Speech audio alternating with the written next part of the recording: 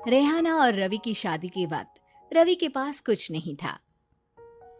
रेहाना, तुमने मुझसे शादी करके एहसान किया है। मुझसे ज्यादा तो तुम कमाती हो। अरे तो क्या हुआ, एक दिन आएगा रवि कि तुम खूब पैसा कमाओगे। मुझे तुम पर पूरा विश्वास है। रवि और रेहाना खुद को स्टैंड करने के लिए पूरी मेहनत करते। रेहाना, मैं नौकरी नहीं करना चाहता हूँ। तो कोई बात नहीं, मैं नौकरी करके घर चलाती हूँ, तुम बिजनेस सेट करने की कोशिश करो। एक दिन रेहाना, तुम जानती हो, मैंने जो विज्ञापन बनाने वाली कंपनी खोली थी ना, उसे बड़ी ब्रांड का ऑफर आया है। अब हम लोगों के दिन ब्यारे न्यारे हो गए हैं। मैं जानती थी रवि कि एक दिन तुम सेटल हो जाओगे।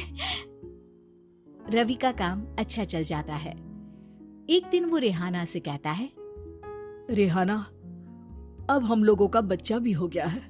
बहुत छोटा है वो, उसका ख्याल कैसे रखेंगे हम? कैसे क्या, मैं गांव से माँ को लेकर आ जाती हूँ। नौकरी से हाफ डे ले लिया करूंगी। अभी तो वो छोटा है, स्कूल जाने तक मैं मैनेज कर लूंगी। देखो रेहाना, मैं अब अच्छा कमा रहा हूँ। तुमको नौकरी करके परेशान होने की कोई जरूरत नहीं है। अरे कैसी बात कर रहे हैं, मैं अपनी लगी लगाई नौकरी कैसे छोड़ दूं? और मैंने तो सुना है हम लोगों को कुछ ही महीनों में सरकारी नौकरी मिल जाएगी। सरकारी नौकरी में कितना कमा लोगी? उतने में तो मैं ड्राइवर रख लूंगा। रेहाना को रवि की बात का थोड़ा बुरा तो लगता है। कम से कम मेरी नौकरी की इतनी बेइज्जती मत करो। भूल गए, इसी नौकरी के बदौलत तुमने अपना बिजनेस खड़ा किया है। अरे वो तो मैं किसी के भरोसे भी कर लेता।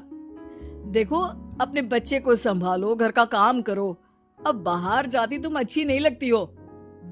रेहाना रवि के कहने पर नौकरी तो छोड़ देती है, लेकिन अब बड़े से घर में उसकी कीमत किसी नौकर से कम नहीं होती। एक दिन रवि का दोस्त आता है। भाभी, हम लोग तो आपको तब से जानते हैं जब से आप लोग शादी होकर इस शहर में आए थे। आपकी बदौलत ही सारा बिजनेस खड़ा हुआ है। ये किस्मत तो आप ही की है भाभी। हाँ हाँ भाई, हमारी मेहनत तो कुछ है ही नहीं। अरे होगी, लेकिन भाभी की किस्मत के आगे कुछ नहीं।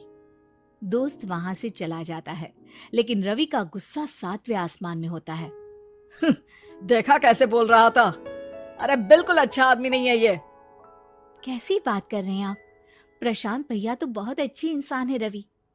कैसे उन्होंने हमारे मुश्किल वक्त में हमारा साथ दिया था। अरे था पैसा तो साथ दिया, नहीं तो कौन पूछता है? रवि का व्यवहार पैसा आते ही अलग हो गया। वो बंदे को बंदा नहीं समझता। घमंड से घिरे रवि ने तो एक दिन हद ही कर दी। रेहाना, मैं अब तुम्हारे साथ नहीं रह सकता हूँ। क्या क्या बकवास कर रहे हो रवि? क्या कहना चाहते हो? और क्यों नहीं रह सकते तुम मेरे साथ? देखो, मुझे कोई और पसंद है और उसने साथ रहने पर बस यही शर्त रखी है कि मुझे तुम्हें तलाक देना होगा। रेहाना, जो कि एक स्वावलंबी महिला थी, उसने बिना देर किए रवि को कह दिया, कोई इश्यू नहीं, मुझे पैकिंग में 4 दिन का वक्त लगेगा, लेकिन तब तक मैं तुम्हारे साथ नहीं रहूंगी। 4 दिन के लिए तुम कहीं और शिफ्ट हो जाओ, मैं घर से निकलूंगी तो बता दूंगी। रवि घर छोड़कर चला जाता है। रेहाना को दुख होता है, वो रोती है, लेकिन व्यवहार से स्ट्रांग रेहाना को पति के वापस आने का और उसे सबक सिखाने का पूरा भरोसा था। फिर एक दिन, अरे शुशिका, कब शादी करोगे तुम मुझसे? यार मैंने तो सोचा था तुम शादी से पहले मुझे विदेश लेकर जाओगे, महंगी कार दिलाओगे। अरे सब दिला दूंगा, लेकिन पहले मुझसे शादी तो कर लो। हाँ हाँ, क्यों नहीं। मैं कुछ दिनों के लिए अपने मम्मी पापा के पास जा रही हूँ और लोगों से अपनी शादी की बात करूंगी। अरे शुशिका, कैसे रहूंगा मैं तुम्हारे बिना? अब तो शादी होने वाली है हम लोगों की।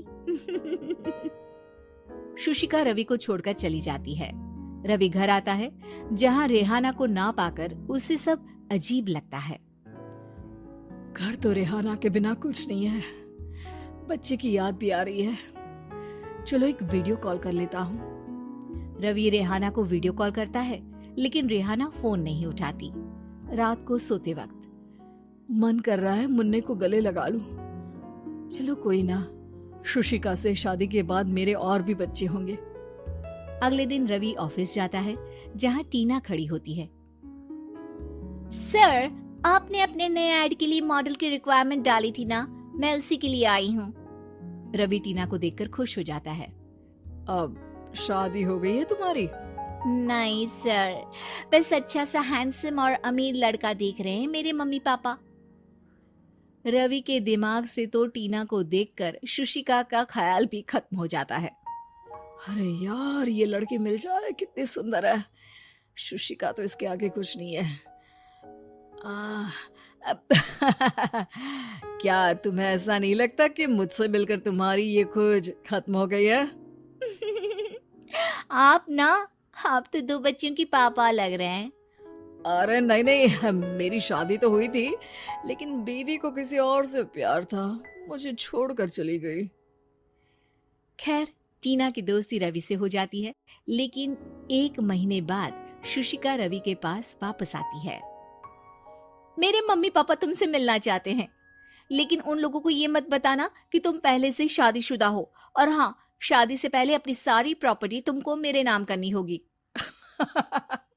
अरे पागल, अब मैं तुमसे शादी ही नहीं करना चाहता। भला ऐसी लालची औरत से कौन शादी करेगा? तभी वहां टीना आ जाती है। रवि, ये पागल सी औरत कौन है? देखो, तुमने ही कह दिया ना पागल, तो पागल ही है। पता नहीं कौन है, कह रही है शादी कर लो, लेकिन शादी से पहले अपनी सारी प्रॉपर्टी मेरे नाम कर दो। बोल तो सही रही है। वैसे तुम जानती हो, मेरी एक सहेली है, उसके पति ने उसे पैसा आते ही छोड़ दिया, जबकि उसको खड़ा करने वाली ही मेरी सहेली थी। और मुझे भी भरोसा नहीं है। अगर मैं भी तुमसे शादी करूंगी तो तभी जब तुम मेरे नाम अपनी सारी प्रॉपर्टी कर दोगे। अरे हाँ हाँ, क्यों नहीं, बिल्कुल कर दूंगा। रवि और टीना की शादी की तारीख तय हो जाती है। वो अपनी सारी प्रॉपर्टी के कागज लेकर शादी वाली जगह पर पहुंचता है, लेकिन वहां टीना आती नहीं। रवि टीना को मैसेज करता है। कहाँ हो? सॉरी, मैं तुमसे शादी नहीं कर सकती, मुझे तुमसे भी ज्यादा पैसे वाला मिल गया। रवि को गुस्सा आ जाता है। वो गुस्से से सारा डेकोरेशन तोड़ रहा होता है कि वहां रेहाना आ जाती है। सर, क्या हो गया? क्या डेकोरेशन पसंद नहीं आई आपको? तुम यहाँ क्या कर रही हो? मैं यहाँ की डेकोरेटर हूँ। क्या आपको पसंद नहीं आई यहाँ की सजावट? रवि दौड़कर रेहाना के गले लग जाता है। मुझे माफ कर दो रेहाना। रवि रेहाना के गले लग जाता है और रेहाना टीना को थैंक्स का मैसेज करती है।